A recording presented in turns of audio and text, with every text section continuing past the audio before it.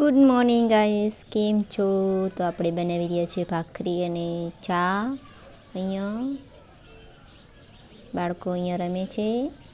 સાગર, વિહાન અડકું દડકું રમે છે ગાઈસ. વિહાના જુઓ, સાગર હશે જુઓ ગાઈસ. અમારે રિહાન બેઠા જુઓ ચૂપચાપ. સાગર તો બહુ ક્યુટ છે, મસ્ત લાગે છે ને બેની જોડી.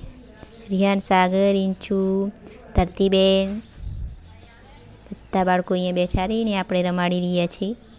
કામ બામ પતાવીને બધું. અને પેલી બાજુ રિહાનના પપ્પા બનાવી રહ્યા શાક. જુઓ, મને કંઈ મસાલું ભરી નાખ. મેં કહ્યું તમે ભરી નાખો ને. જુઓ, તાકશે નહીં બ્લોકમાં. પછી થોડા સાંટા આવવા માંડે ને તો આપણે આવી ગયા છીએ કપડાં લેવા. જુઓ અહીંયા તો કપડાં સુકાણા નહોતા તો આપણે પાછા ગઈ રહ્યા છીએ એમને. એક બ્લાઉઝ ઉતરવાનું હતું તો વેતરી નાખ્યું છે ને હવે તેને ચોંટાડવાનું છે આપણે. પહેલાં ને લાઇટ ચાલુ કરી નાખવું, અંધારું છે ને. તો આ છે ગાઈસ, શું કહેવાય? હા, સોલ્યુશન ના સોલ્યુશન ના ફેવિકિક, મને નામ નહીં આવડતું.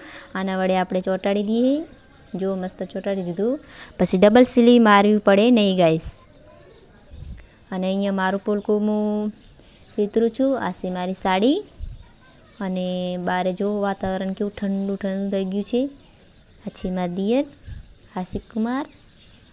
ઠંડુ ઠંડુ વાતાવરણ હતું એટલે ગાઈસ આપણે બધા બહાર આવીને બેઠા છીએ. જુઓ, અમારે ના બાળકો ને બધા વાહમાં ઘણા બધા હે ને એટલે જુઓ. સાગર, રિહાન જો ભેંસું તો વડે પાવા મેં એટલે બધા બાળકોને આપણે અહીંયા લઈને બેઠા છીએ.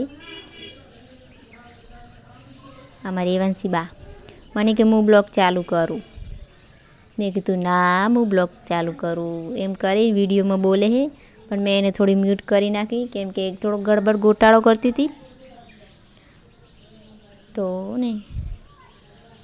જો હેલો ગાઈસ કે અહીંયા જેવું બાળકો